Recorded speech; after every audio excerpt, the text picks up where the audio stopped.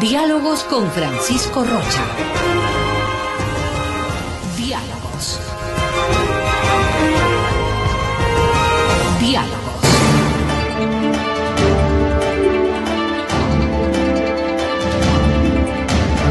Buenas tardes, amigos, estamos encontrándonos ya en Diálogos de este jueves. Hemos escogido un tema y claro, estábamos analizando el Hábitat 3, que es un tema que hemos estado recibiendo publicidad, algunas entrevistas, y también hemos encontrado que la Universidad Central del Ecuador ha elaborado quizá una propuesta, pero ha hecho un equipo de trabajo multidisciplinario de todas las facultades. Está comunicación social, está sociología, arquitectura, por supuesto, están las otras facultades también participando, y este es el grupo de la Universidad Central del Ecuador de Hábitat 3, este evento internacional que se desarrollará en el Ecuador a partir del 16 en el caso de la universidad y a partir del 17 en el caso de todos los organismos internacionales.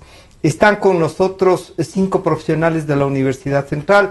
En esta primera etapa vamos a conversar con 2, con la arquitecta Maritza Balcázar y el sociólogo Tomás Quevedo. Bienvenidos, gracias por acompañarnos.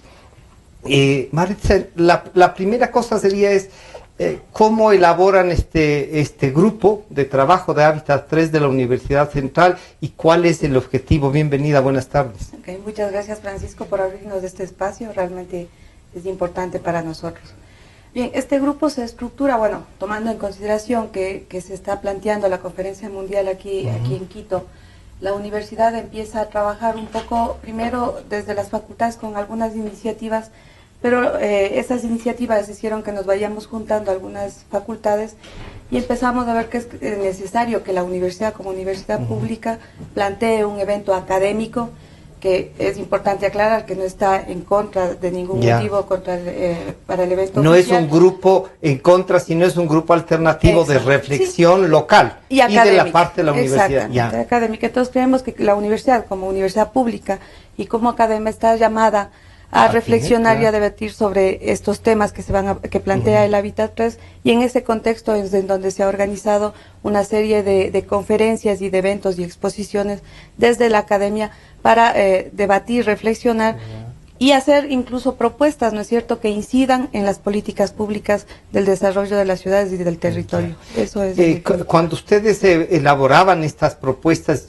¿van también a coordinar actividades con el grupo internacional del Hábitat 3? Sí, por supuesto. Es más, algunas facultades estamos participando en los concursos que han lanzado desde el evento oficial, ¿no es cierto? Hemos sido también convocados para algunas cuestiones, entonces de ahí nace justamente del llamado del Hábitat oficial en algunas facultades, no en todas, de estos concursos en donde se empieza a tener cierta inquietud de que va a haber la conferencia mundial. Entonces, claro, la universidad como universidad junta a las facultades, hace un pedido de que se señalen cuáles son las líneas de investigación, y en base a nuestras líneas de investigación es donde se ha planteado el generar este evento académico. Tomás, bienvenido. Ustedes de la Facultad de Comunicación, nos decía antes, ¿qué rol puede jugar la comunicación? Y hagamos un análisis si estamos comunicando bien este gran evento, este magno evento que ustedes han recogido para tener una propuesta de participación de la universidad pública, ¿no? Bienvenido, buenas tardes. Buenas tardes, Francisco. Bueno, para nosotros, como Facultad de Comunicación Social, este evento obviamente representa un reto, pero en primera instancia no representa un reto solo para la facultad, sino para el conjunto de la universidad. Y por eso nuestra institución tomó la iniciativa de formar esta comisión interdisciplinaria, ¿no?, donde tú lo señalaste bastante bien, estamos varias facultades. En lo que concierne a la comunicación, digamos, como uno de los campos de conocimiento y también como una actividad, el reto que plantea Hábitat es bastante fuerte. Nosotros en las discusiones internas que hemos tenido en nuestra comisión, hemos hablado del papel de la comunicación en la democratización del espacio público. Cómo se está comunicando, qué se está comunicando, quiénes están comunicando y desde dónde están comunicando. En el marco de todo este proceso, digamos, tanto las instancias oficiales como el municipio han desarrollado sus propias propuestas comunicativas alrededor, digamos, de poner pancartas, de generar spots de radio, spots de televisión, campañas internacionales de registro de sus asistentes, ¿no? En esta medida ha habido una publicidad bastante fuerte. Nosotros podemos circular por la patria y ver cómo la Casa de la Cultura está siendo remodelada justamente o adaptada para el desarrollo del evento oficial. Digamos, en ese marco, lo que nosotros hemos planteado, incluso como una especie de eslogan comunicativo, es que la universidad sea el espacio de todas las voces, ¿no? ¿Qué quiere decir esto? Que la universidad se convierta en un espacio de diálogo, debate y propuestas. Son como los tres ejes principales que hemos planteado. Diálogo, debate y propuestas. Claro, sí, porque creemos que en un evento, ¿no?, que nosotros hicimos, que era el rol de la academia en la producción social del hábitat, nos planteábamos justo la pregunta: ¿qué está haciendo la universidad, ¿no es cierto?, en su conjunto para el mejoramiento de las condiciones de vida de la gente, o qué está proponiendo? Pero nos dábamos cuenta que teníamos que responder primero a un vacío en el debate y a un vacío en las propuestas. Y desde esa perspectiva empezamos a apuntalar, digamos, como universidad pública, un espacio que recoja las voces diversas, las voces heterogéneas, divergentes incluso, porque bajo este eslogan de la universidad pública como el espacio de todas las voces, vamos a acoger nosotros al foro social alternativo y popular, ¿no es cierto? Vamos a recoger también a la parte oficial. Hemos estado desarrollando los contactos y tenemos un evento planificado también con la parte oficial. En conjunto. Y también tenemos un evento propio. Es decir, las tres instancias. Con invitados y con invitados especiales y todo, ¿no es cierto? Entonces, lo que estamos haciendo es tratar de coordinar el espacio. Es un foro, que podríamos decirle, alternativo para que el debate oficial, el de las instituciones, tenga también una especie de contrapeso y una especie de llamada de atención, no necesariamente que no se vaya a tratar ahí, pero que sí vean las mayores preocupaciones de la universidad. O sea, si los foros y las propuestas que nosotros desarrollemos en nuestra institución llegan a tener ese eco, y qué es lo que queremos, ¿no es cierto?, una repercusión social, sería muy importante. Pero en realidad es un espacio, como lo señalaba, de recuperación del diálogo y de la discusión interna de la academia, ¿no es cierto?, con otros actores sociales.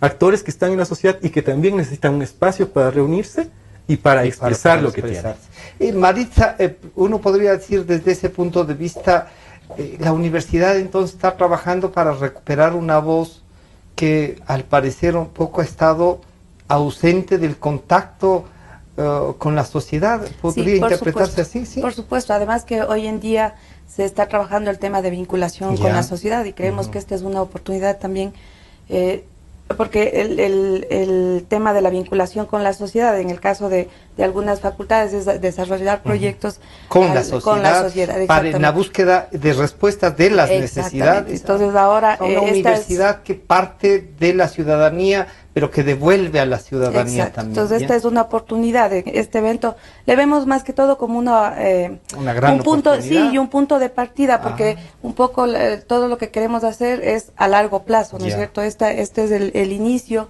y creemos que sí es importante, como decía Tomás, que este se convierta en el espacio de todas las voces, abrir las fronteras un poco de la universidad, o más que un poco totalmente, integrarlas para integrar y que se consolide realmente esta relación con la sociedad, ¿no? ¿Cuáles son los ejes temáticos que ustedes visualizan en este momento en el Hábitat 3 de la Universidad Central? Bueno, se han planteado varios ejes. Dentro de eso tenemos la democratización del espacio público, territorio. Estamos hablando de etnicidad y género también, inclusión, inclusión social.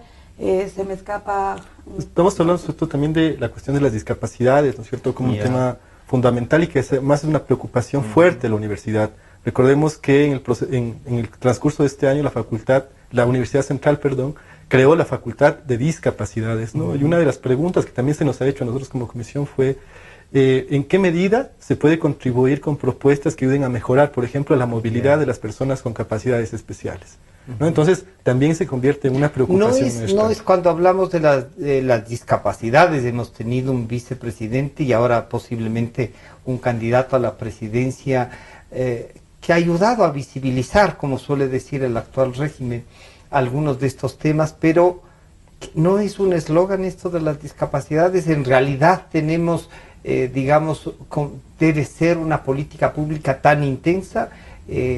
La pregunta es así de un poco drástica, pero me gusta hacerla. Bueno, hay una preocupación fuerte, ¿no es cierto?, al interior de la universidad. Por eso, y digo, se creó una instancia institucional que se preocupe por esto, ¿no es cierto? Y en el marco de que esa... responda casi a todas las necesidades que pueden tener estos ciudadanos. Claro, no solo, ojo, no solo de producción, digamos, de equipamiento para ellos, sino también de formación para personas con discapacidad. Esas son las dos instancias que cubre este nivel. Lo que planteamos o lo que se plantea desde la Facultad de Discapacidades, digamos, en el marco del hábitat y del espacio para público. Su formación, pero también para dar respuestas a su movilidad. Exacto. Obviamente ese no es un eje de la facultad todavía, pero queremos justamente que el debate se pueda orientar por esos niveles. Hay una aclaración nomás que además es importante con respecto a la Facultad de Discapacidades, un poco el enfoque, o sea, aparte de ser inclusivo, ¿no es cierto? El enfoque es de formación, no solo de la gente con discapacidad, sino de formación de la sociedad, para poder ser inclusivos, porque si no, no tiene sentido. Si no tenemos una formación para respetar, no es cuestión ni de buena gente, ni de tener pena, ni nada, sino de tener una relación que horizontal, más de dignidad. ¿Sí? Entonces creo que como sociedad, si bien es cierto, muchas veces queremos con rampas con algunas cosas tratar de como dar una respuesta. Exacto, seguimos siendo exclusivos realmente. Entonces el enfoque de la universidad más bien es al contrario, formarnos a nosotros, a la sociedad, para hacer una especialidad de tratamiento para eso y tomar conciencia. Maritza, ¿qué debemos entender por territorio? Bien, aquí hay varias acepciones. Lo que pasa es que el hábitat también como concepto ha sido muchas veces malinterpretado. Desde que uno está pensando en viviendas nomás, ¿no? En desarrollo de urbanístico. Hoy es incluso muchas veces el término de la ciudad exclusivo porque no se aborda es la parte urbana y no el todo, ya. Pero creo que igual hay una mala interpretación. Entonces la idea del territorio justamente es abordar desde las partes más... la ciudad está compuesta por todo, ¿no es cierto? No solamente es la ciudad construida en realidad, sino también tenemos todas las partes del territorio en donde de pronto no existen urbanizaciones, ¿no es cierto? Pero o los grandes edificios, pero hay agua, viene el sistema. Entonces es abordar es una sociedad integral. Exactamente, es abordar el territorio en toda su acepción, ¿no? Entonces, y creo que eso también es inclusivo. ¿Cómo diferenciamos, y se dice el Ecuador ahora es mucho más urbano en la población, el porcentaje de población es más urbano que rural, y esto se ha diferenciado tú en unos 15, 20 años que hemos pasado de una población rural mayoritaria a una población urbana? Entonces hay necesidad de responder en las ciudades, claro, o atraer también que no se sigan generando sobrepoblación en las ciudades. ¿Se reflexiona sobre eso? Sí, un poco es reflexionar sobre eso. Lo que pasa es que la expansión de la ciudad también es descontrolada, ¿no es cierto? Y creo que eso tiene que ver con nuestras formas de vida, con nuestras formas administrativas y públicas, que muchas veces hace falta control también. Entonces es como el territorio no tiene una franja que divide de aquí la ciudad, de acá lo rural. Son bordes, ¿no es cierto?, que se van generando. Entonces es más bien discutir sobre esos temas. ¿Cómo haces inclusivo esto hacia la ciudad, el tema de los mismos servicios? O sea, ¿por qué lo uno sí tiene servicio, por qué lo otro no? Aquí en Quito, ¿por qué si se diferencian esos servicios de unos a otros en calidad? Aquí en Quito mismo nos pasa, ¿no? Sí. O sea, el centro norte de Quito de pronto... administrativamente está más atendido, sin embargo las partes más hacia los extremos, desde la administración pública muchas veces carece de atención y de presupuesto. Entonces es abordar todos estos temas. Tomás, ¿cómo podríamos entonces entrar en conciencia que esto es un todo, que el hábitat pasa no como cuando hacen hábitat en uno de los lugares se hacen conferencias o incluso se venden viviendas, ¿no? El hábitat no es solo la vivienda. ¿Cómo hemos de entender el hábitat y qué nos invita la Universidad Central a reflexionar? Ustedes, entiendo, ya han estado en eso, ¿no? Sí, justamente para nosotros también fue un reto la idea de pensar. O sea, al interior nuestro, y sobre todo desde las varias disciplinas que venimos y campos de conocimiento, cómo concebimos el hábitat y cómo concebimos el territorio. Y ahí, claro, nosotros decíamos, no podemos hablar solo de un hábitat urbano y de un espacio. Decíamos, tenemos que ampliar el espectro y tenemos que hablar sobre la idea del territorio. ¿Y cómo entendemos el territorio? Lo entendemos ahí desde los aportes de la geografía crítica y todos estos espacios, sobre todo en la construcción de un territorio que es un territorio construido socialmente. ¿Por qué? porque el territorio es el espacio donde tú generas todos tus intercambios materiales y simbólicos. Es el espacio desde donde amas hasta donde trabajas. ¿Y la diferencia entre espacio y territorio? O sea, el espacio... Donde uno se desarrolla y el territorio es que lo que comparte o cómo es. El espacio puede ser... ¿Hay o no diferencia? No tengo la definición capaz arquitectónica del espacio, pero yo lo que puedo decir, el espacio es una construcción, digamos, gráfica del territorio. Podría yo definirlo así, ¿no? Sí. Pero para mí el territorio es un espacio mucho más fuerte. ¿Por qué el territorio genera una identidad, por ejemplo? ¿Por qué me identifico con el barrio donde yo vivo? ¿Por qué desarrollo una construcción muy fuerte sobre eso? Esto que planteaba Maritza, las diferencias que han habido históricamente entre el norte y el sur. ¿Cómo configuraron identidades, digamos, pero dentro de eso más bien no está, Tomás, en nuestra mente, eso del norte y el sur? Porque claro, uno piensa en el norte y el sur en el discurso de la izquierda radical de mediados del siglo pasado, que decía el norte y el sur, pero hay veces que uno ve los servicios y las viviendas y las formas y los costos en el norte y en el sur y dice, quizá lo que no hay es mayor estética en unos, pero los costos van más o menos por igual. No, claro, no. ¿Sí? Lo que se plantea con esta idea del sur, digamos, con un espacio de construcción identitaria, por ejemplo. Yo recuerdo, muchos amigos que viven allá dicen así como hasta la Virgen, hasta la Virgen nos da las espaldas. La película, entonces con la Virgen a sus espaldas, que es esta película, ¿no? Pero la idea central es cómo tú en el territorio te construyes de manera colectiva, ¿no es cierto? Y también de manera personal.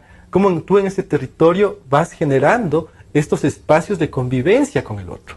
Y creo, digamos ahí, que ese espacio de convivencia con el otro podríamos tener como base lo que dice la Constitución del plurinacional, pluricultural y los pluris totales que tenemos en la declaración esta. Ahí creo que entramos en una problematización más fuerte. ¿Por qué? Porque una cosa es el enunciado planteado constitucionalmente y otra cosa es la construcción de políticas públicas que ayuden a la construcción de estos espacios. Justamente antes de venir para acá decíamos cómo pasamos del eslogan, ¿no es cierto?, de ciudades para el buen vivir a ciudades que realmente representen en las que podamos vivir. Exacto. O sea, el buen vivir sin calificativo, sino vivir. Claro, ciudades donde la gente que no manejamos podamos cruzar la calle tranquilo y nos boten el carro encima. Que nos boten el carro encima o en la vereda nos atropellen con la bicicleta. Claro. Porque ahora el sinónimo de un poco ecologista es la bicicleta y el peatón. Claro, es que estos son como los problemas, yo digo, que un poco nos invita justamente a reflexionar. ¿Por qué? Porque es como construimos el hábitat. Digamos, la tierra es un espacio, digamos, territorial y donde nosotros generamos todos estos intercambios.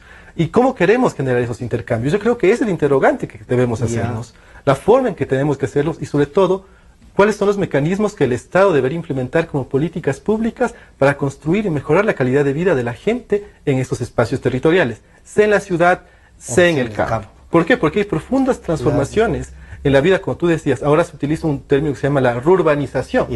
Porque tú vas a las periferias de las ciudades, vas a Cayambe, a Tabacundo, que diría son espacios rurales, y ves cómo se configuran enclaves productivos vinculados directamente a zonas de exportación. Hay unas nuevas formas de organización social también. Y del territorio. Claro. Eso es lo que tenemos que ir viendo también. Maritza, entonces, si uno piensa en esto y uno dice, a ver, las arquitectas y los arquitectos, para estar acorde a las nuevas formas, ¿no es cierto?, ¿qué tienen como una visión en el hábitat? Ya no es solo el diseño, ya no es solo la organización, tienen en mente también la parte cultural, lo nuestro, lo ancestral, por ejemplo, materiales, pero tomando en cuenta que no debemos seguir creciendo a lo ancho, podríamos decir, sino la utilización del espacio hacia arriba, edificios. ¿Qué están pensando? Nos estamos quedando también sin tierras cultivables. Cuando uno va, cuando yo recién fui a Llano Grande, yo pasaba por medio de papas, de choclos, de chochos, de ocas, que ya no hay, de michocos, y ahora no todos son viviendas, ¿no? Bueno, hay diferencias de criterios en realidad, porque también hay otro tema, así como tú dices que, bueno, ahora se ha llenado la ciudad, está materializada al máximo, ¿no es cierto?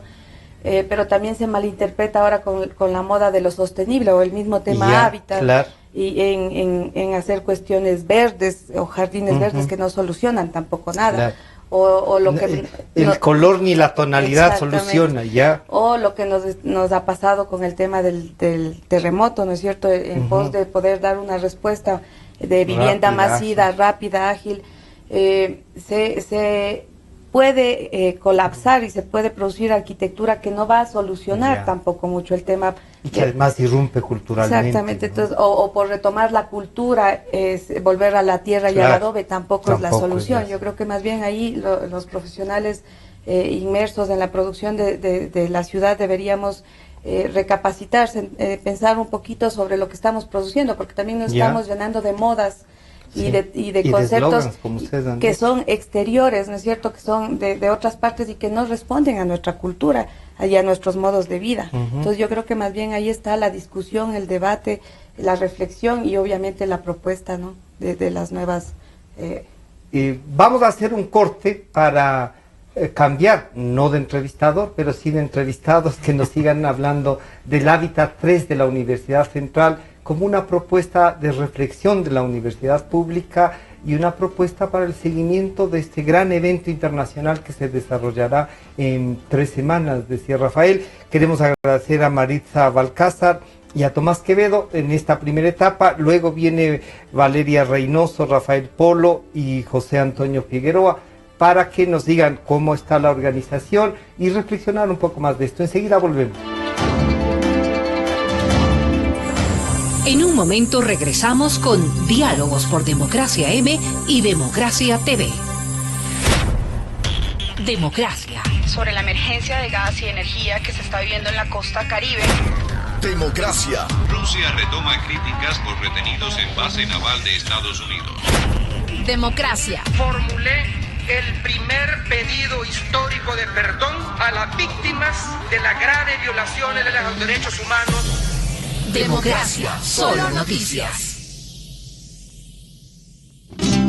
Sentimos lo que la gente siente, amor, desamor, alegrías inmensas. Decimos lo que la gente quiere, pasión, discusión, democráticamente. Democracia, la radio de la gente. Democráticamente, la radio de la gente. Democracia, la radio de la gente. Democracia. Democracia. Sobre la emergencia de gas y energía que se está viviendo en la costa Caribe. Democracia. Rusia retoma críticas por retenidos en base naval de Estados Unidos.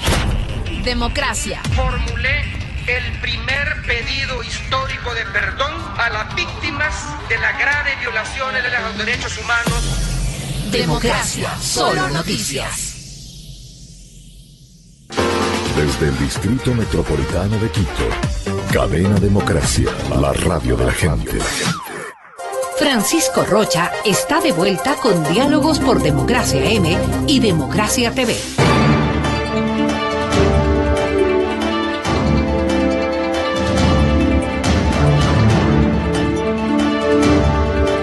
Seguimos ya nuevamente con este diálogo. Hicimos el cambio que había que hacer y después haremos uno para que la arquitecta Valeria Reynoso nos cuente cómo están organizando Hábitat 3 de la Universidad Central del Ecuador, un equipo multidisciplinario que realmente nos satisface que la universidad vuelva por estos fueros de la discusión, del debate y de la propuesta, ¿no? Sí creemos que ha estado un poco silenciada en estos años y vale la pena resaltar que están de regreso, diría entonces. José Antonio Figueroa, sociólogo, antropólogo y de estudios culturales de especialidad. ¿Qué podemos decir de la cultura en Hábitat 3? Bueno, volviendo a la reflexión que estaban haciendo los compañeros anteriormente, el territorio es un lugar donde se significa el tema de la habitación de la gente.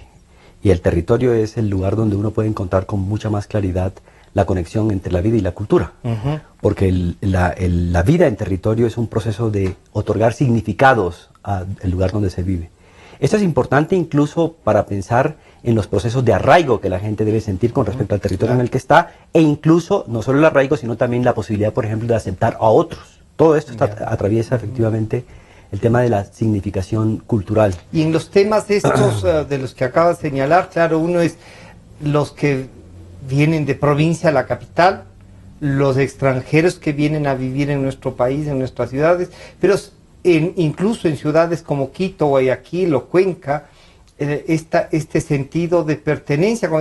¿A dónde vas el fin de semana? Voy a mi tierra, ¿no? Voy. Claro, es esa. ¿Y la parte cultural se rescata en el hábitat? Totalmente, digamos, uno de los ejes de discusión que hemos tenido en los últimos meses que estamos funcionando como comisión ha sido justamente pensar el papel que tiene el arte y la cultura dentro de los procesos de apropiación territorial, de que la gente se sienta conectada con el territorio. Y dentro de esto, más específicamente, una de las áreas que estamos abriendo es cómo empezar a trabajar desde el aspecto de la memoria, la cultura y el arte en contextos que acabas de sufrir una experiencia terrible como es la costa ecuatoriana, con el tema del terremoto. Hay varias reflexiones sobre el proceso de transformación que se está dando en el plano arquitectónico y también en el caso del espacio, es decir, por ejemplo, la construcción de espacios donde haya más seguridad en el sentido de construcciones antisísmicas, por ejemplo, la construcción de espacios públicos. Pero ahí hemos considerado que también es importante abrir lo que es el tema de la memoria, lo que es el tema de la gente, con la conexión con su propia producción cultural y su propia producción estética y artística, para que la gente se sienta... además en contextos en los cuales... Alguien podría decir que no, pero ahí renace una especie de nacionalidad y de sentido de pertenencia. O sea, renace un sentido de pertenencia, pero un sentido de pertenencia que no necesariamente se asocia con el chauvinismo y con la exclusión, sino que hay que hacer un sentido de pertenencia. No es la mentalidad parroquiana que decíamos, sino más bien una mentalidad abierta que rescate lo mejor que hemos producido. Y ahí hay un ejemplo concreto para ver que el tema de la apropiación territorial no necesariamente es parroquial. Uno de los proyectos que estamos tratando de colocar en este momento es en el caso de Esmeraldas, ver cómo Esmeraldas ha contribuido a la historia política regional, a la historia nacional, pero también a la historia latinoamericana. Estamos tratando de hacer un rescate desde el periodo de la Revolución Liberal, pasando por importantes movilizaciones que hubo en los años 30, por ejemplo, el tema del papel de los intelectuales, luego una serie de movilizaciones que hubo en los años 50 y 60 dirigidas por un señor Chiriboga, cómo eso incide incluso en la presencia del Estado posteriormente en el tema de la refinería, y luego el impacto que se tiene a través del Plan Colombia. Por poner un caso, decir el señor Chiriboga llegó a ser diputado. Sí, claro, es una historia muy interesante. Jorge, que era el dueño del Partido Comunista de la provincia de Esmeraldas, y formó el Frente Amplio de Izquierda, que presentó de candidato a René Moré, ahora en el Frente Amplio Verde, ¿no? Pero a esto iba.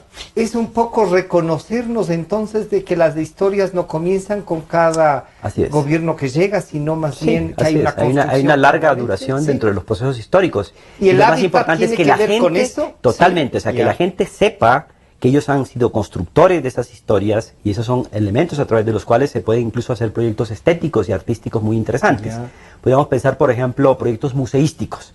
A ver, un tema que para mí forma parte de mis investigaciones es el tema de Carlos Concha, el tema de lo que fue la revolución de Concha, que algunos llaman, ¿no es cierto?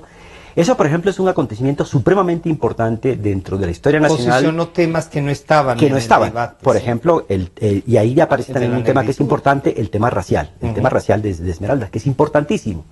Entonces, cuando uno empieza a rescatar las figuras que están escondidas dentro de ciertas narrativas nacionales, la gente empieza a identificarse. Mira, yo vengo de ahí, yo pertenezco a esto, mira lo que yo he hecho.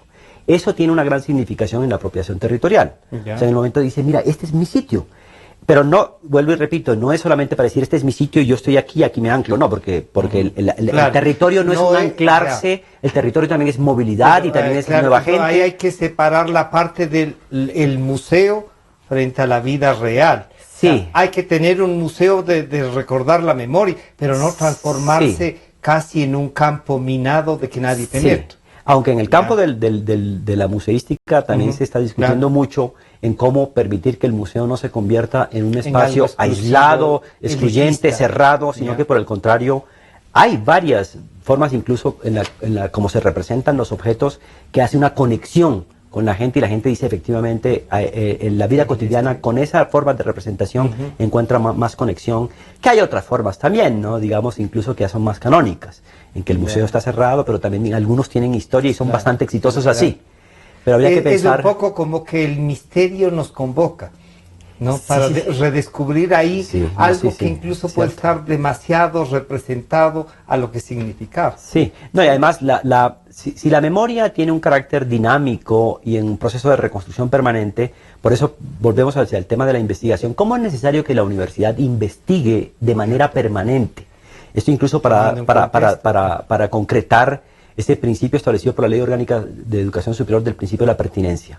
Esa investigación tiene que tener un impacto social. O sea, el impacto social no necesariamente es que es el carácter utilitario. Porque uno cuando habla de la memoria, uno no está necesariamente pensando que qué útil que es para la sociedad, sino a un mediano plazo.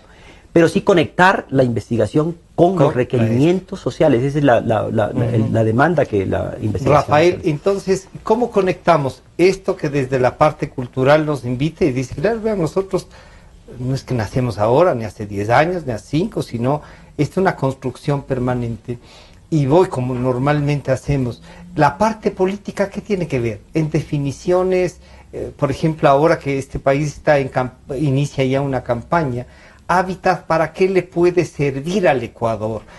Tanto el hábitat de la Universidad Central como este evento, macro evento grande que se desarrollará en Quito.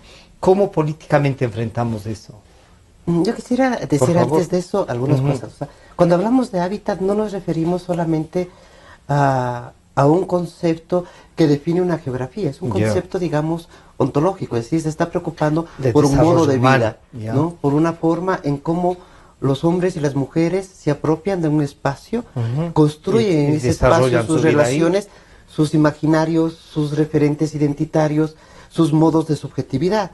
¿Sí? Y el hábitat también, en ese sentido, tiene que ver directamente como una construcción política, pero también como una construcción del saber. Social y del saber. Finalmente, los que definen la construcción de un espacio no es la academia discute, debate, reflexiona, cuestiona, genera conceptos, pero quienes definen a través de la política pública, digamos, es la esfera política. Y la esfera política puede optar, ¿sí?, por una forma de hacer ciudad o por un modo de utilitario de establecer la ciudad.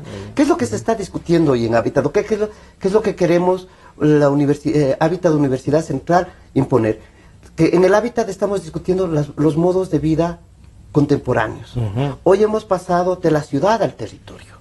La ciudad estuvo ligada a la construcción de los estados nacionales durante, digamos, unos 500 años, ¿sí? Pero el paso de estos estados nacionales a la globalización, ¿no? Sí, el paso de los estados nacionales a la globalización supone también la generación de una nueva idea de ciudad, supone reimaginar las ciudades. Hoy nos conectamos entre ciudades, no nos conectamos necesariamente entre estados.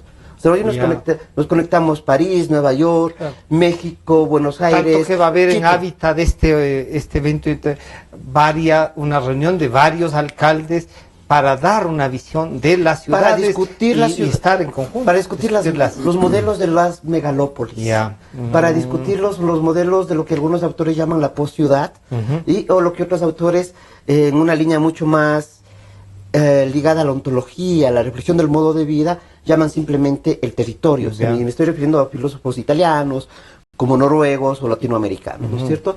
Pensar el territorio es, por lo tanto, también cuestionar el modo de vida, cómo se ha desarrollado en los últimos 300, 400 años, desde la Revolución Industrial. Las ciudades no deben estar articuladas solamente al proceso industrial y a la comercialización de sus productos, sino fundamentalmente las ciudades y los territorios deben estar organizados alrededor del modo de vida, de un modo de vida más... La parte de la sociedad industrial, y esto pasó a la de la modernidad, y a la modernidad es que hay que darle una respuesta. Entonces, yo creo que la modernidad en este momento está rebasándose a sí misma, ¿sí? Está entrando en un proceso de hiperaceleración. Fíjate, las ciudades contemporáneas se conectan a través de las redes sociales, a través de las distintas redes de internet. Hay un equipo de arquitectos, por ejemplo, en España y en Japón, que estudian la arquitectura de Gaudí. Cuando en España se empieza en la noche, toman los arquitectos japoneses el estudio de las obras de Gaudí y al día siguiente no se deja de estudiar la arquitectura de Gaudí, pero el ritmo de conexión, de aceleración, de hiper... ¿Y eso genera más debate o más bien deja en el camino algunos debates? Y eso genera muchos más problemas. O sea, ¿cómo entender una sociedad de una fluidez excesiva? ¿Cuáles son las relaciones interpersonales que en una sociedad hiperacelerada se pueden hacer? ¿Sí? Hay autores que sostienen, por ejemplo, Richard Sennett, que va a venir a la Universidad Central, él sostiene que las instituciones hoy no se sostienen en vínculos fuertes, sino en vínculos extremadamente débiles, donde los compromisos están dados no por lealtad, sino los compromisos están dados por practicidad, no por pragmatismo. Esa es la tecnología. La idea de compromiso Conversas con gente a la que no has visto a veces. Por un lado, pero por otro lado Richard Sennett dice, bueno, ¿qué pasa con la idea de compromiso? ¿Sí? En las generaciones hasta los 60, 70, comprometerse con algo era comprometerse toda la vida. ¿Sí?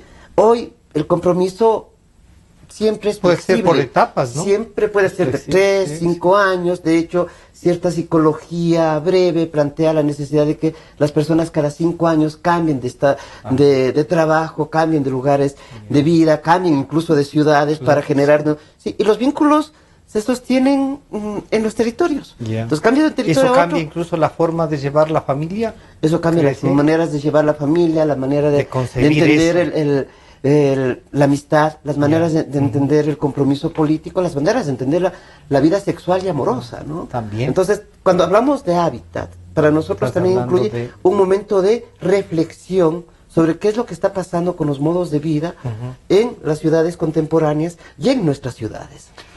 José Antonio, ¿cómo entonces hemos de proponer, y hay una reflexión, esta hábitat que está dada cada 20 años, entiendo, ¿no es cierto? Tienen razón de ser, uno diría, tienen unos costos, una movilización grande de un montón de gente, de instituciones, las Naciones Unidas pendientes. Encontramos una razón de ser. Yo diría, ya el hecho de que a la Universidad Central le pusieron a pensar, justifica, no sé cuánto cueste, pero ¿se justifican estas cosas, sí? En uno de los eventos preparatorios que hubo hace poco, estaban justamente hablando sobre el tema de la periodicidad de este gran evento. Yo no conozco internamente la organización de Hábitat como para ver luego de cada evento qué efectos se van produciendo y esos efectos qué continuidad tienen, incluso para medir lo que sería dentro de en la escala de 20 años. Lo que pasó hace 20 años, ¿se puede medir en cuánto influyó este desarrollo del pensamiento o no? No hay el gran problema es justamente relacionado con lo que está planteando Rafael. Digamos, en las escalas de tiempo de la contemporaneidad es muy difícil mantener una cronología tan espaciosa de 20 años, porque realmente nos encontramos, vea el mundo cómo ha cambiado desde el 2001 hasta este momento, luego del ataque de las Torres Gemelas, por poner un caso. Cómo el mundo cambió enormemente, ¿no es cierto? Y estamos hablando de un evento que tiene de movilidad humana, sí, de todo, o sea, realmente. Y ese es un evento que ha ocurrido en menos del lapso de los 20 años. Estamos hablando de 13 años que ocurre ese fenómeno. Entonces, la periodicidad en este momento yo creo que tiene que revisarse efectivamente, pero no creo que sea solamente pensar la periodicidad de los eventos, global, de esta cosa universal. Los compromisos que se generan después del evento o antes del evento. Y en ese sentido me parece que también es un punto de reflexión importante para la propia Universidad Central.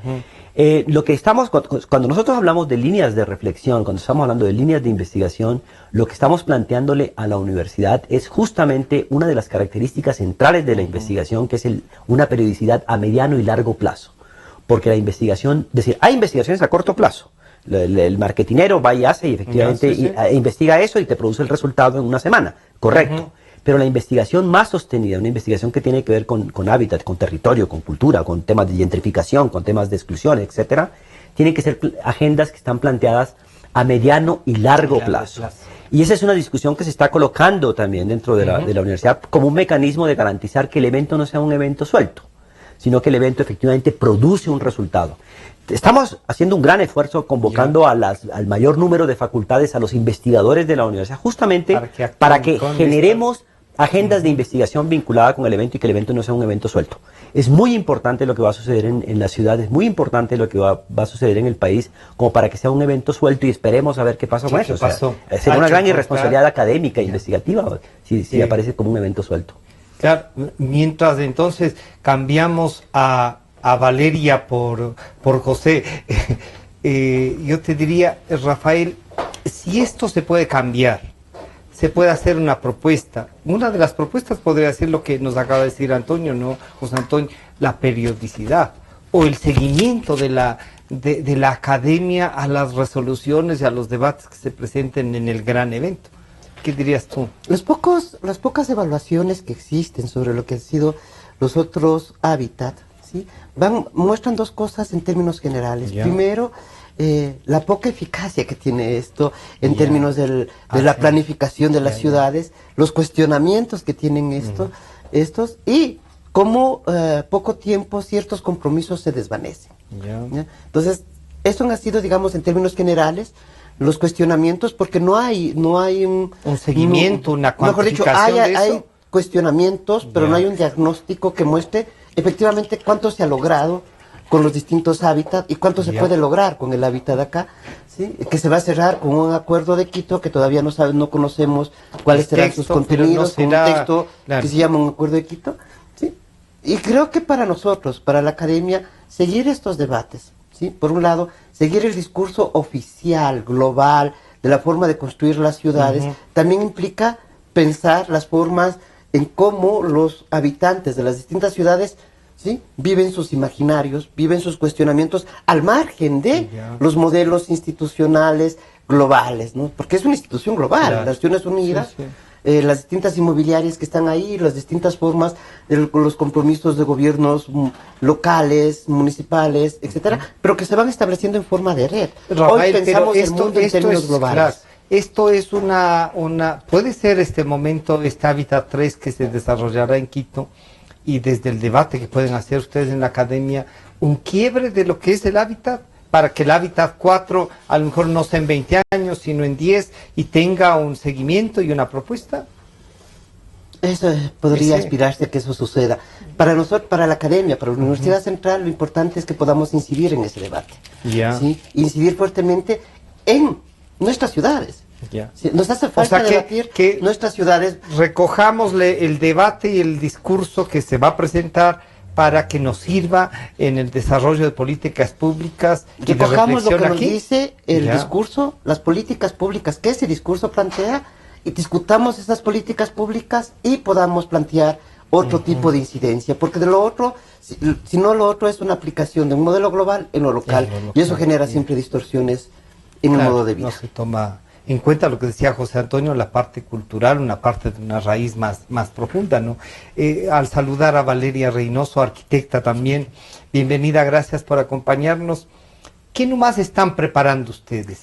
¿Qué, en base a esta temática y a esto que ya hemos conversado, la propuesta de la universidad para que estudiantes, profesionales, pueda sumarse hacia este Hábitat 3 de la Universidad Central? Bienvenida, gracias, Francisco, por la invitación. Bueno, primero, antes, retomando las palabras de José Antonio, creo que es importante recalcar que lo que hemos estado pensando en tema de agenda es construir algo para mediano y que se transforme en algo de largo plazo.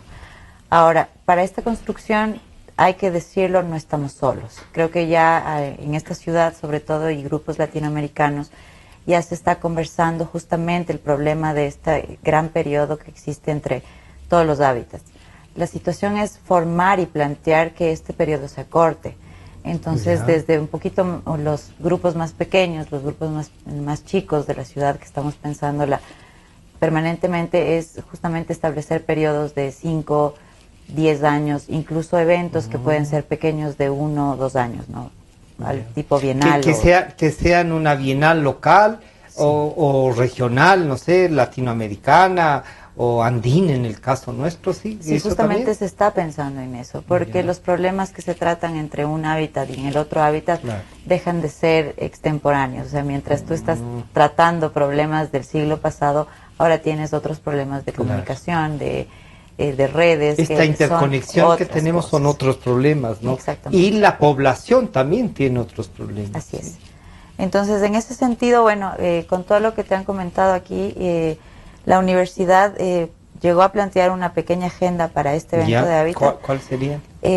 Nos basamos primero en 12 ejes, 12 subtemas que tiene cada una de las facultades y los resumimos en 4 ejes que ya un poco te explicaron acá. Uno de los ejes, y lo tengo aquí, es la democratización del espacio público, las artes y cultura en la recuperación y o consolidación del espacio público, que lo explicó José Antonio. El otro eje importante es tratar el hábitat y territorio. Ahí se incluye temas como gentrificación, tuburización y el acceso equitativo a la vivienda.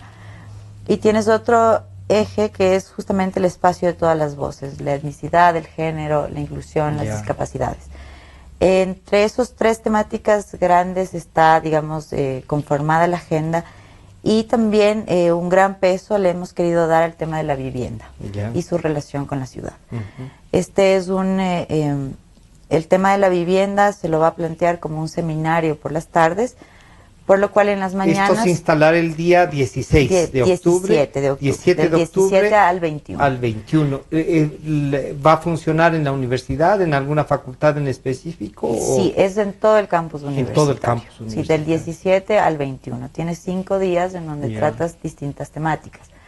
Los 3 primeros días tratarás los ejes de la universidad. El último día, el jueves, digamos que es el que coincide con el evento internacional, se va a tener un invitado muy especial, ya sabrán en la agenda. Hemos querido que sea un espacio en donde confluyan muchas voces. Y el último día, justamente y correspondiendo a las relaciones que tenemos con los sectores oficiales, también se hará un evento muy especial que se relaciona con un tema de un concurso en el cual participamos sobre vivienda.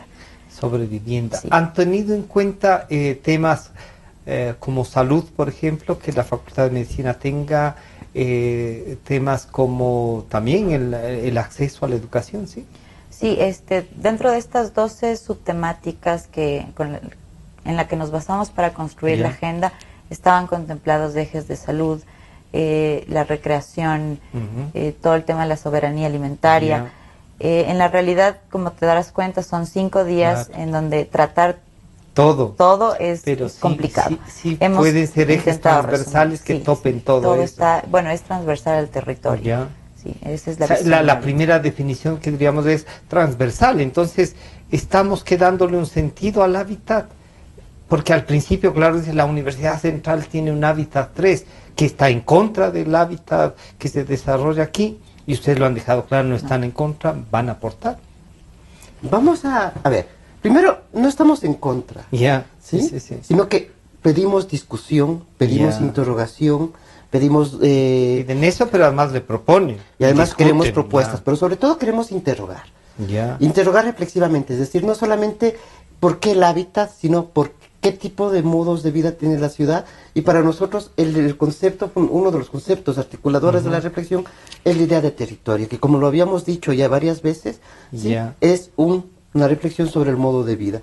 Es, por un lado, interrogar, reflexionar, investigar, porque la Universidad Central en este momento está lanzando una serie de políticas de investigación que tengan que ver con los modos de vida contemporáneo en el país y en la ciudad, y desde la investigación, hacer propuestas. Es decir, no hacer propuestas solamente desde las urgencias de la política o desde los tiempos acelerados de la política pública, sino hacer propuestas desde la investigación.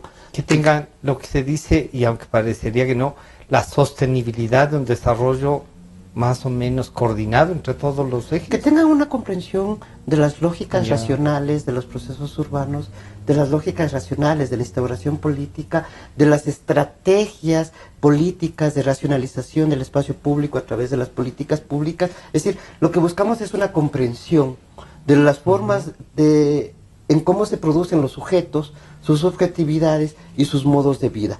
Pero investigar, proponer, plantear desde el saber, ¿sí?, posibilidades nuevas a las formas institucionales del poder. Valeria, esto es una pequeña vista de Quito alrededor. Sí, estaba notando. Este Quito que lo podemos visualizar ahí, se está haciendo menos humano, y ustedes y tú como arquitecta, ¿no? Uno diría, ¿esta es una ciudad para vivir o es una ciudad que va acumulando gente? ¿Reflexionan eso los arquitectos cuando nos proponen edificios más grandes, menos grandes, qué sé yo? A ver, Quito todavía es una ciudad que es vivible. Ya. Y justamente creo que eso es lo que hay que cuidar. El reflexionar acerca de cómo está incidiendo el mercado inmobiliario dentro del desarrollo de las ciudades es una de las discusiones que no se está poniendo justamente en los sectores oficiales. Creo que esa es una reflexión que debe salir de la academia, de la investigación que haga la universidad, justamente para incidir y para indicar que ese crecimiento vertical también es peligroso, porque no solamente la expansión de las ciudades te origina ciertas desconexiones, también la verticalidad. También esa verticalidad que genera sus propias dificultades de relacionamiento, ¿sí? Mira, imagínate, expandes el territorio por un lado, pero metes a un grupo poblacional en una torre que escasamente se comunica, ¿no? Entonces creo que eso es algo que se debe reflexionar en cuanto a temas no solamente de arquitectura, sino cómo concibe el mercado la arquitectura. También tienes Valeria, ahí, perdón la interrupción, y tiene ahí algo que ver los costos que en el Ecuador, de lo que algunos dicen, tienen unos costos altísimos que en otras ciudades, digamos, con mejores servicios. A ver, en América Latina, Quito todavía tiene precios de venta, digamos, bastante asequibles. ¿Ah, sí? Sí, en comparación a lo que es Bogotá, Perú, e incluso Buenos Aires, tienes metros cuadrados sobre los $2.500 de venta. Entonces eso es un poco complicado. Pero aquí tienes de 3.300, 3.900, y en este sector en el que estamos, una cosa espantosa. ¿Sí? Sí, aún así todavía es asequible los precios. El tema es que también no se está... Y eso van a reflexionar también, sí, Valeria. Creo que la especulación de suelo es uno de los puntos centrales, no solamente de la agenda dentro de las facultades, sino en varias agendas que ustedes van a tener. La especulación de suelo es quizá el problema más grave de las ciudades en este momento. Bajo esa máscara que es luchar por un libre mercado por el otro, y el problema es la especulación de suelo, no se está haciendo nada. Esta especulación que tú tienes te origina justamente la expansión de las ciudades, el hecho que se localicen mercados inmobiliarios de alto costo y expulsen a una serie a toda la población. Entonces, eso es uno de los ejes que tenemos como gentrificación y tuburización contemplados, y ya lo mencioné anteriormente. Bueno, se nos fue el tiempo, y primero gracias por acompañarnos, pero Rafael, entonces, ¿cómo les invitamos para que participen de este gran evento internacional todos, pero que no dejen de participar en uno que va a durar más tiempo del que van a estar aquí? O sea, el de la propuesta a la Universidad Central, a la que sí le podemos hacer un seguimiento más cercano del que podemos hacer de este gran internacional, ¿no? Bueno, para nosotros es importante que la ciudadanía, ¿sí?, que los individuos que viven en la ciudad, ¿sí?, que quieran discutir los temas de la ciudad, pero también que quieran conocer los debates contemporáneos, asistan a la Universidad Central, participen con nosotros, nos hagan llegar sus inquietudes, pero sobre todo, ¿sí?, que socialicen las discusiones que nosotros queremos llevar a cabo. ¿Dónde pueden descubrir qué es lo que están planteando? ¿Tienen una página electrónica, una dirección? ¿A dónde pueden acudir? Sí, en estos días haremos pública todas las redes sociales, todas las agendas que ustedes donde puedan ir a inscribirse, la prensa pueda ir a criticarles. Sí, por supuesto, están invitados. A ver, todos los eventos son gratuitos, no tienen ningún costo. La Universidad Central abre sus puertas. Tienen que inscribirse, eso sí. Días. Estamos montando una plataforma, digamos, por el momento tenemos la base de datos de nuestros estudiantes, pero vamos a lanzar la página web en donde habrá una hojita de inscripción. Listo. Rafael, entonces una última invitación a lo que estabas diciendo para culminar el programa, y a lo mejor estamos pensando en que antes de que hacer uno nuevo para ya ver cómo han desarrollado la plataforma y cómo está. Así es que te dejo para que hagas la invitación. Invitamos desde la Universidad Central a discutir la ciudad. ¿Sí? Y la Universidad Central invita a la pluralidad de voces que conforman parte de la ciudad a discutir, a dialogar y a proponer. Gracias, Francisco. Bueno, gracias a ustedes. Este ha sido un acercamiento al Hábitat 3 de la Universidad Central del Ecuador. Nos alegra que la universidad, como dije al inicio, se reintegre al debate y a la propuesta. Han estado con nosotros dos arquitectas, la arquitecta Marisa Balcázar y la arquitecta Valeria Reynoso, el antropólogo José Antonio Figueroa, el sociólogo Tomás Quevedo y el sociólogo Rafael Polo, que es el grupo de coordinación de Hábitat 3 de la Universidad Central. Nos estamos encontrando el día de mañana a las 12. Nuevamente a ustedes, gracias por acompañarnos. Muchas gracias. Estará a las 3 de la tarde ya a disposición de ustedes de este programa. Gracias.